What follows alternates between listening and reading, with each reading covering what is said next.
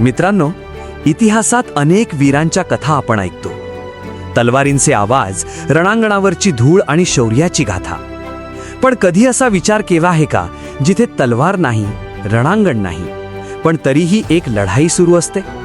एक अशी लढाई जी मनाने लढली जाते, जी वर्षानुवर्षे चालते, आणि त्या लढाईत विजय मिळवणारी व्यक्ती इतिहासात फार कमी बोलली जाते. ही कथा आहे अशाच एका अद्भुत स्त्रीची, महाराणी येसूबाई भोसले. छत्रपती संभाजी महाराजांची पत्नी, छत्रपती शिवाजी महाराजांची सून आणि पुढे मराठा साम्राज्याच्या भविष्याची राखण करणारी एक अढळ शक्ती. पण इतिहासात जिथे शिवाजी महाराजांचे पराक्रम, संभाजी महाराजांचे शौर्य आणि पुढे शाहू महाराजांचे राज्यकारभार याबद्दल भरपूर बोललं जातं, तिथे येसूबाईंचं नाव इतकं शांत का राहिलं? कदाचित कारण त्यांची लढाई तलवारीने नव्हती, ती होती धैर्य, बुद्धिमत्ता आणि सहनशक्तीची. येसूबाईंचा जन्म जिवूबाई शिर्के म्हणून झाला. त्या प्रतिष्ठित मराठा सरदार पिलाजीराव शिर्के यांच्या घरात वाढल्या. त्या काळात सरदारांच्या घरात वाढणं म्हणजे फक्त वैभव नव्हतं, तिथे राजकारण, युद्ध, युती आणि सत्ता यांचे धडे लहानपणापासूनच मिळायचे. जिवूबाई लहान असतानाच त्यांना समजलं होतं की राजघराण्यातील आयुष्य म्हणजे सन्मानासोबतच प्रचंड जबाबदारी. आणि लवकरच त्यांच्या आयुष्याला एक मोठं वळण मिळालं. सुमारे 1664-1665च्या सुमारास त्यांचा विवाह मराठा साम्राज्याच्या युवराजाशी, छत्रपती संभाजी महाराजांशी झाला. त्या क्षणापासून जिवूबाई शिर्के बनल्या येसूबाई भोसले.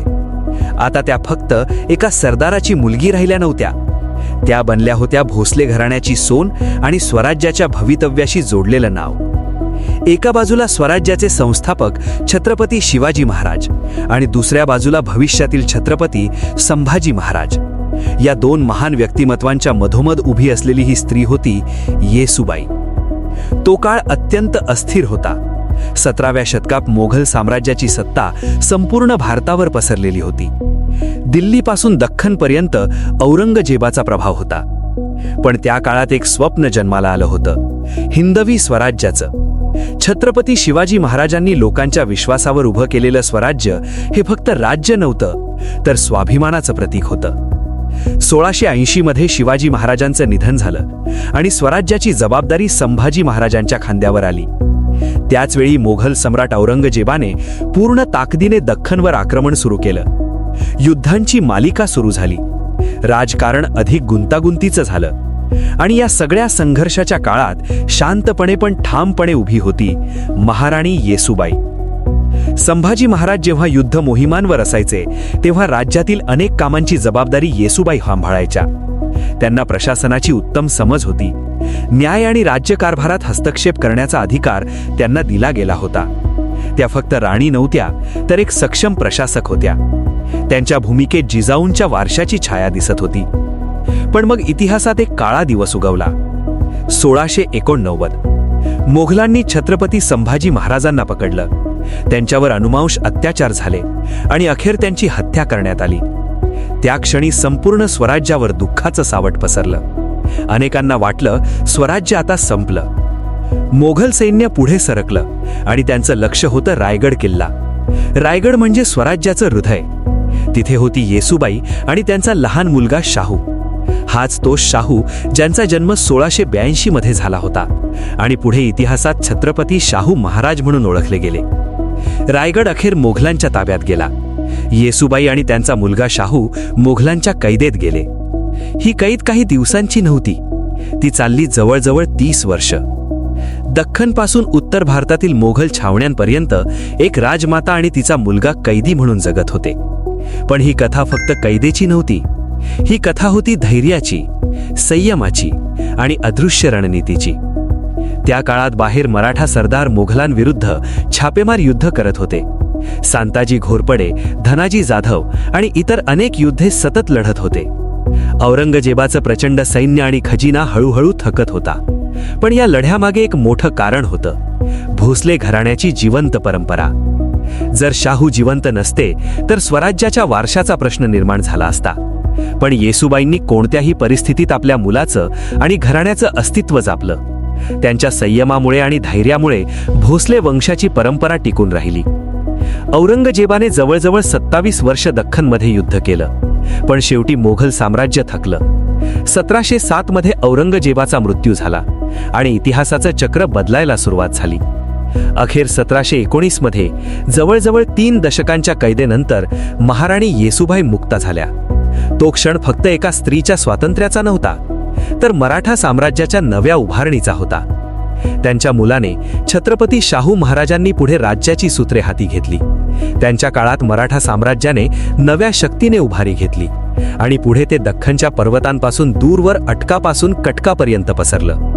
या संपूर्ण इतिहासात तलवारींचा आवाज जास्त ऐकू येतो, पण त्या आवाजामागे शांतपणे उभी असलेली एक शक्ती होती. ती म्हणजे महाराणी येसूबाई भोसले.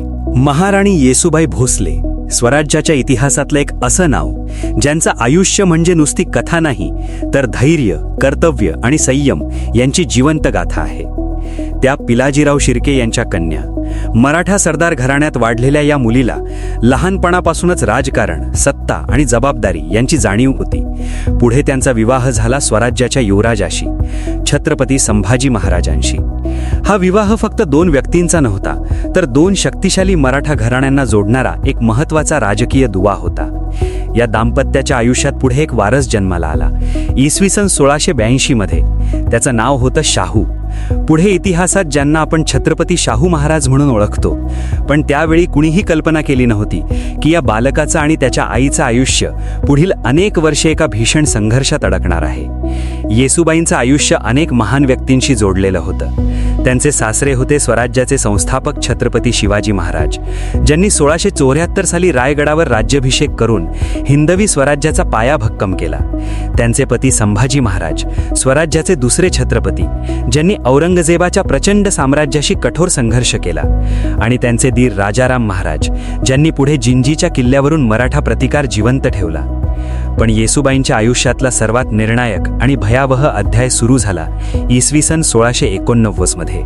11 फेब्रुवारी 1689 हा दिवस मराठा इतिहासासाठी अत्यंत वेदनादायक ठरला. मुघल सम्राट औरंगजेबाने संभाजी महाराजांना पकडलं आणि अमानुष अत्याचारानंतर त्यांची हत्या केली. स्वराज्याचं नेतृत्व एका क्षणात कोलमडलं. संपूर्ण मराठा साम्राज्यावर दुःख आणि अनिश्चिततेचं सावट पसरलं. संभाजी महाराजांच्या मृत्यूनंतर काही महिन्यातच मुघल सैन्याने आपलं लक्ष केंद्रित केलं स्वराज्याच्या हृदयावर, रायगड किल्ल्यावर. रायगड, सह्याद्रीच्या धुक्याने वेढलेल्या उंच कड्यांवर वसलेला तो अभेद्य किल्ला. इथेच शिवाजी महाराजांचा राज्याभिषेक झाला होता. तो फक्त किल्ला नव्हता, तो स्वराज्याचं प्रतीक होता. पण नोव्हेंबर 1689 मध्ये परिस्थिती अचानक बदलली. मुघल सरदार जुल्फिकार खान, ज्याला काही इतिहास ग्रंथांमध्ये इतिकाद खान असंही म्हटलं जातं, याच्या नेतृत्वाखाली मुघल सैन्याने रायगडाला वेढा दिला. आणि दुर्दैवाने किल्ल्याचा कमांडंट सूर्याजी पिसाळ यांच्या विश्वासघातामुळे रायगड अखेर मुघलांच्या ताब्यात गेला. त्या क्षणी रायगडाच्या राजसिंहासनावर बसलेल्या होत्या महाराणी येसूबाई आणि त्यांच्या बाजूला उभा होता 7 वर्षांचा लहान शाहू. मुघल सैन्याने त्यांना तिथेच पकडलं. स्वराज्याचं प्रतीक असलेल्या त्या सिंहासनावरूनच त्यांना कैद करण्यात आलं. एका क्षणात राणी आणि राजपुत्र कैदी बनले. औरंगजेबाचा हेतू स्पष्ट होता. त्याला मराठ्यांचा आत्मविश्वास मोडायचा होता. जर स्वराज्याची राणी आणि वारस कैदेत असतील तर मराठा सरदारांचे मनोधैर्य खचेल असा त्याचा विचार होता. येसूबाई आणि लहान शाहू यांना सह्याद्रीच्या डोंगरातून, दख्खनच्या प्रदेशातून चालवत नेलं गेलं. शेवटी त्यांना औरंगजेबाच्या फिरत्या शाही छावणीत ठेवण्यात आलं. ती छावणी सतत स्थलांतर करत असे, कारण मुघलांना भीती होती की मराठे कधीही हल्ला करून त्यांची सुटका करू शकतात. अशा प्रकारे सुरू झाली जवळजवळ 30 वर्षांची कैद, इसवी सन 1689 ते 1719. पण या कैदेतही येसूबाई शांत बसल्या नाहीत. त्यांनी परिस्थितीला शरण न जाता आपल्या बुद्धिमत्तेचा वापर केला. औरंगजेबाच्या छावणीत सतत एक भीती होती. शाहूला इस्लाम स्वीकारायला भाग पाडलं जाईल का? पण येसूबाईंनी हे होऊ दिलं नाही. अत्यंत सावधपणे आणि संयमाने त्यांनी आपल्या मुलाचं रक्षण केलं. त्यांना या कामात मदत मिळाली औरंगजेबाच्या स्वतःच्या मुलीकडून, झिनत उन निस्सा बेगमकडून. तिच्या गुप्त पाठिंब्यामुळे शाहू सुरक्षित राहिले. येसूबाईंच्या बुद्धिमत्तेचं आणखी एक उदाहरण पुढे दिसून येतं. शाहूच्या विवाहाची वेळ आली तेव्हा मुघल दरबाराला संशय होता, त्यामुळे प्रत्येक हालचालीवर नजर ठेवली जात होती. पण येसूबाईंनी एक विलक्षण युक्ती आखली. वीरूबाई नावाच्या विश्वासू सेविकेला त्यांनी पुढे केलं. मुघल तपासणी दरम्यान तीच राजवधू म्हणून दाखवली गेली आणि खरी लग्नाची प्रक्रिया गुप्तपणे पूर्ण करण्यात आली. पुढे वीरूबाई शाहू महाराजांच्या आयुष्यात कायमची विश्वासू सहकारी आणि घरातील प्रमुख व्यवस्थापिका बनली. दरम्यान बाहेर मराठा सरदारांचा संघर्ष सुरूच होता. राजाराम महाराजांनी जिंजीवरून प्रतिकार चालू ठेवला. नंतर ताराबाईंच्या नेतृत्वाखाली मराठा सैन्याने छापामार युद्ध अधिक तीव्र केलं. औरंगजेबाचं विशाल सैन्य आणि प्रचंड खजिना हळूहळू या युद्धात थकू लागला. औरंगजेबाला वाटलं होतं की स्वराज्याची राणी आणि वारस कैदेत ठेवले की मराठा प्रतिकार संपेल असा त्याचा विचार होता. पण उलट झालं, कारण मराठ्यांना माहीत होतं त्यांची राणी आणि त्यांचा वारस अजून जिवंत आहे. हीच गोष्ट त्यांच्यासाठी प्रेरणा बनली. सह्याद्रीच्या डोंगरात, किल्ल्यांवर, जंगलात मराठा योद्धे पुन्हा पुन्हा मुघलांवर हल्ले करत राहिले. हा संघर्ष वर्षानुवर्ष चालू राहिला आणि मुघल साम्राज्य हळूहळू कमकुवत होत गेलं. 1707 मध्ये औरंगजेबाचा मृत्यू झाला. त्यानंतर परिस्थिती बदलायला सुरुवात झाली. त्याच वर्षी शाहूला मुक्त करण्यात आलं. पुढे 1708 मध्ये त्यांचा छत्रपती म्हणून राज्याभिषेक झाला आणि मराठा साम्राज्य पुन्हा एकत्र होऊ लागलं. पण येसूबाई अजूनही कैदेत होत्या. त्या मुघलांसाठी अजूनही एक राजकीय प्याद होत्या. शेवटी 1719 मध्ये पेशवा बाळाजी विश्वनाथ यांच्या कुशल राजनैतिक चर्चेमुळे त्यांची सुटका झाली. जवळजवळ 30 वर्ष कैदेत राहूनही येसूबाईंनी आपला आत्मसन्मान, धैर्य आणि स्वराज्यावरील विश्वास कायम ठेवला. त्यांच्या या अदम्य संयमामुळेच भोसले घराण्याची परंपरा टिकून राहिली आणि पुढे मराठा साम्राज्याला पुन्हा उभारी मिळाली. आणि अशा प्रकारे एका राणीची कैद स्वराज्याच्या इतिहासात पराभव नव्हे तर नव्या उभारणीची सुरुवात ठरली. रायगडाच्या कड्यांवर उभा असलेला तो भव्य किल्ला, सह्याद्रीच्या धुक्यात हरवलेले त्याचे तट आणि त्या तटांवरून दिसणारा संपूर्ण दख्खनचा प्रदेश. एकेकाळी इथे स्वराज्याचा दरबार भरायचा. इथेच छत्रपती शिवाजी महाराजांचा राज्याभिषेक झाला होता. पण नोव्हेंबर 1689 मध्ये हाच रायगड एका वेगळ्या इतिहासाचा साक्षीदार ठरला. इथूनच महाराणी येसूबाई आणि लहान शाहू यांच्या कैदेचा प्रवास सुरू झाला. मुघल सैन्याने त्यांना रायगडावरून खाली उतरवलं आणि औरंगजेबाच्या फिरत्या शाही छावणीकडे नेलं. त्या काळात औरंगजेबाची छावणी एका ठिकाणी स्थिर राहत नसे. कधी सह्याद्रीच्या घाटातून, कधी दख्खनच्या सपाट मैदानातून, तर कधी उत्तरेकडील किल्ल्यांच्या आसपास ती सतत हलत असे. या छावण्यांमधून येसूबाई आणि शाहू यांना एका ठिकाणाहून दुसऱ्या ठिकाणी नेलं जात होतं. कधी डोंगर, कधी दऱ्या, कधी रामबसलाम मैदाने. हा सगळा प्रदेश जणू एक विशाल बुद्धिबळाचा पट झाला होता, जिथे प्रत्येक चाल राजकारण आणि युद्ध ठरवत होतं. दख्खनचा हा प्रदेश स्वतःच एक मोठं शस्त्र होता. सह्याद्रीच्या कड्यांवरचे किल्ले, अरुंद घाटमार्ग, घनदाट जंगलं या सगळ्यांमुळे मुघल सैन्याला पूर्ण नियंत्रण मिळवणं कठीण होतं. मराठा सरदारांनी याच भौगोलिक परिस्थितीचा फायदा घेत छापामार युद्ध सुरू ठेवलं. एका बाजूला औरंगजेबाचं प्रचंड सैन्य आणि दुसऱ्या बाजूला डोंगरात लपून हल्ले करणारे मराठा योद्धे.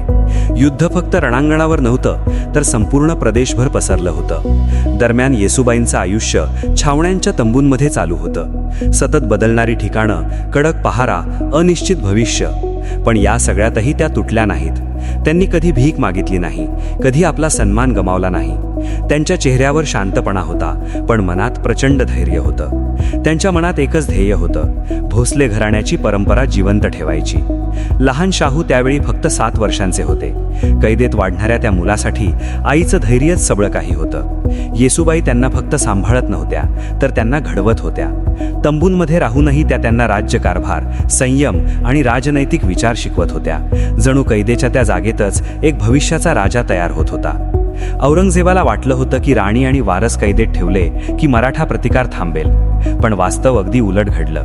मराठा सरदारांना माहिती होतं की त्यांचा वारस अजून जिवंत आहे, म्हणून त्यांनी शस्त्र खाली ठेवले नाहीत. सह्याद्रीच्या किल्ल्यांवरून, जंगलातून अचानक हल्ले होत राहिले. मराठा योद्ध्यांनी सतत मुघल सैन्याला त्रास दिला. या दीर्घ युद्धामुळे औरंगजेबाचा खजिना रिकामा होऊ लागला. वर्षानुवर्ष चाललेल्या या संघर्षाने मुघल साम्राज्याची शक्ती हळूहळू कमी होत गेली.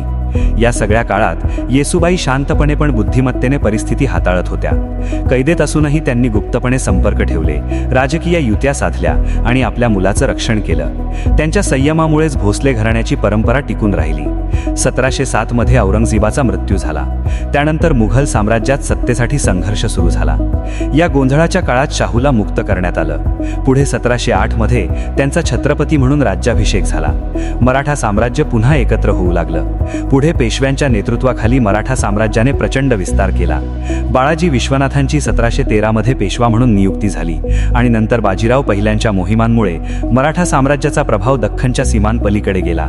दक्षिणेपासून उत्तरेपर्यंत किल्ल्यापर्यंत, अटकापासून कटकपर्यंत मराठा शक्ती पसरू लागली.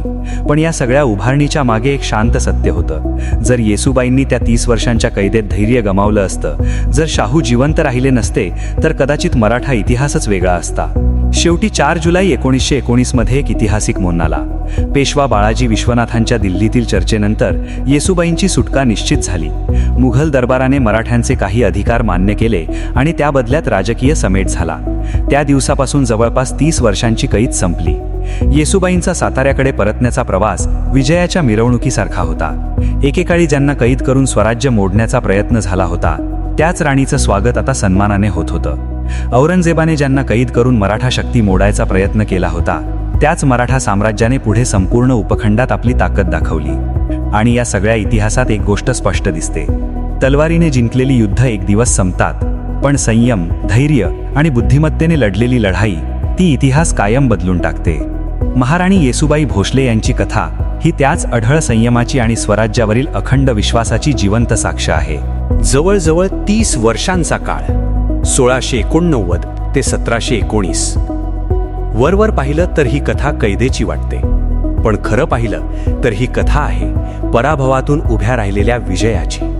रायगड किल्ला पडला, स्वराज्याचा राजा संभाजी महाराज शहीद झाले आणि स्वराज्याची राणी येसूबाई व त्यांचा लहान मुलगा शाहू मुघलांच्या कैदेत गेले.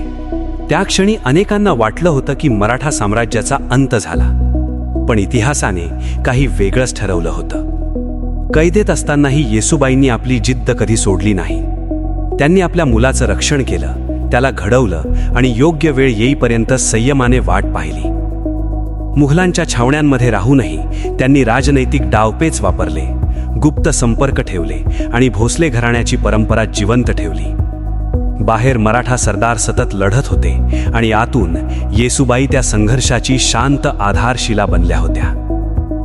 औरंगजेबाला वाटलं होतं की राणी आणि वारस कैदेत ठेवले की मराठा शक्ती मोडेल, पण उलट घडलं. मराठा योद्ध्यांनी अधिक जोमाने लढाई सुरू ठेवली. सह्याद्रीच्या किल्ल्यांवरून, दऱ्याखोऱ्यांतून, जंगलातून छापामार हल्ले होत राहिले. वर्षानुवर्षे चाललेल्या या संघर्षामुळे मुघल साम्राज्य थकू लागलं. अखेरीस औरंगजेबाचा मृत्यू झाला आणि परिस्थिती बदलायला सुरुवात झाली. 1707 मध्ये शाहू मुक्त झाले. पुढे 1708 मध्ये त्यांचा छत्रपती म्हणून राज्याभिषेक झाला. स्वराज्य पुन्हा एकत्र येऊ लागलं आणि पुढील काही दशकात मराठा साम्राज्याने असा विस्तार केला की त्याची सीमा दख्खनच्या पर्वतांपलीकडे दूरवर पसरली. पेशव्यांच्या नेतृत्वाखाली मराठा साम्राज्याने अटकपासून कटकपर्यंत आपली ताकद दाखवली. या संपूर्ण इतिहासात एक गोष्ट स्पष्ट दिसते: येसूबाई फक्त कैदी नव्हत्या, त्या एक रणनीतिकार होत्या.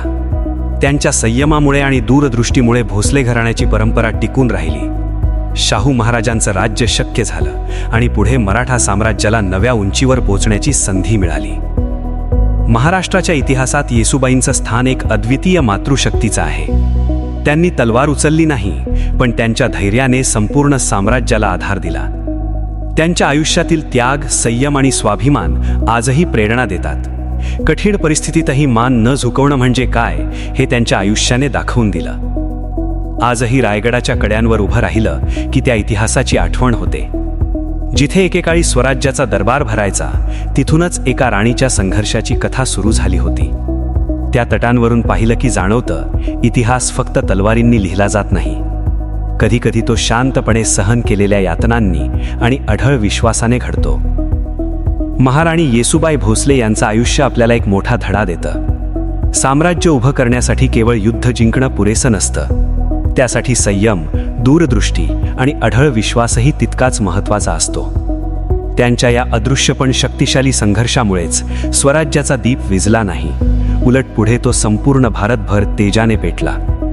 आणि म्हणूनच आजही मराठा इतिहासात एक शांत पण अढळ आवाज कायम ऐकू येतो: महाराणी येसूबाईंच्या धैर्याचा. मित्रांनो, ही होती महाराणी येसूबाई भोसले यांच्या अद्भुत धैर्याची आणि संयमाची कथा. जवळजवळ 30 वर्षांची कैद सहन करूनही ज्यांनी स्वराज्यावरील विश्वास कधी ढळू दिला नाही, अशा या महान राणीचा इतिहास आजही आपल्याला प्रेरणा देतो. जर तुम्हाला हा व्हिडिओ आवडला असेल तर व्हिडिओला नक्की लाईक करा, शेअर करा आणि चॅनलला सबस्क्राईब करायला विसरू नका.